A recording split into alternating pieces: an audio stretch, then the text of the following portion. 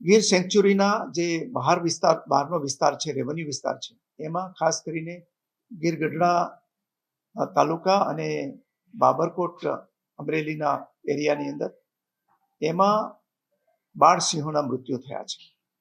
આ બાળસિંહ કબને suspected baby સિયા નામનો વાયરસથી મૃત્યુ થવાનો એક ધારણા કરવામાં આવે છે. આ ઘટના બન્યા પછી તુરંત જ વન વિભાગના અધિકારીઓ છે ત્યાં પહોંચી ગયા હતા. વેટરનરી ડોક્ટરોની ટીમ પણ પહોંચી હતી અને એમણે એમના સેમ્પલ લઈને ગુજરાત બાયોટેકનોલોજી રિસર્ચ સેન્ટરમાં મોકલવામાં આવ્યા છે અને આ રિપોર્ટ આવનારા 3-4 દિવસની અંદર મળવાની સંભાવના છે.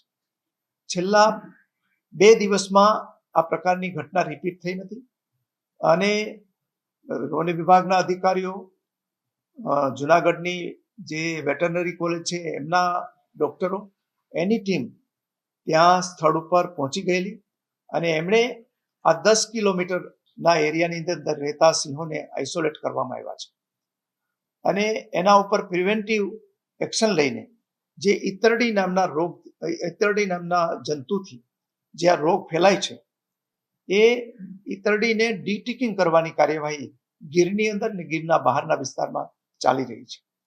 અત્યારે પરિસ્થિતિ નિયંત્રણમાં છે. છેલ્લા 2 દિવસમાં આવી કોઈ ઘટના બની નથી અને સ્થળ ઉપર અને બીજી જગ્યાએ વન વિભાગે ટીમો બનાવીને જે પ્રિવેન્ટિવ કાર્યવાહી કરવી જોઈએ એ તમામ પગલાં લેવાઈ રહ્યા છે. મને લાગે છે કે અત્યારે સ્થિતિ નિયંત્રણ હેઠળ છે અને છેલ્લા 2 દિવસમાં કોઈ ઘટના નથી બની, એટલે આ પ્રકારના રોગની સંભાવના નહીં હોય એવું માનવામાં આવે છે. પરંતુ આપણે તેમ છતાં પણ આ વાયરસ જો હોય તો એની વધારે અસર કોઈ જગ્યાએ ન થાય એ માટે પગલાં લેવાઈ રહ્યા છે.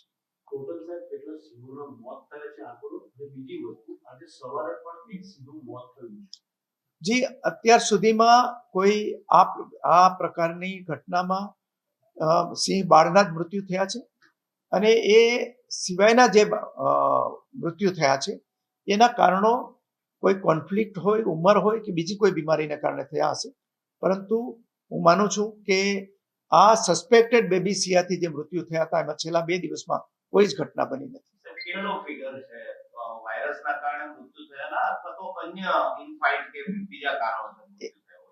જો ઇનફાઇટને કારણે અને વૃદ્ધાવસ્થાને કારણે મૃત્યુની ઘટનાઓ તો બનતી રહેતી હોય છે, પરંતુ જે બેબીસિયાથી મૃત્યુ જે સસ્પેક્ટેડ કહી શકાય, જેમાં શંકાસ્પદ મૃત્યુ કહી શકાય, એમાં 8 કબના મૃત્યુ સામે આવેલા છે.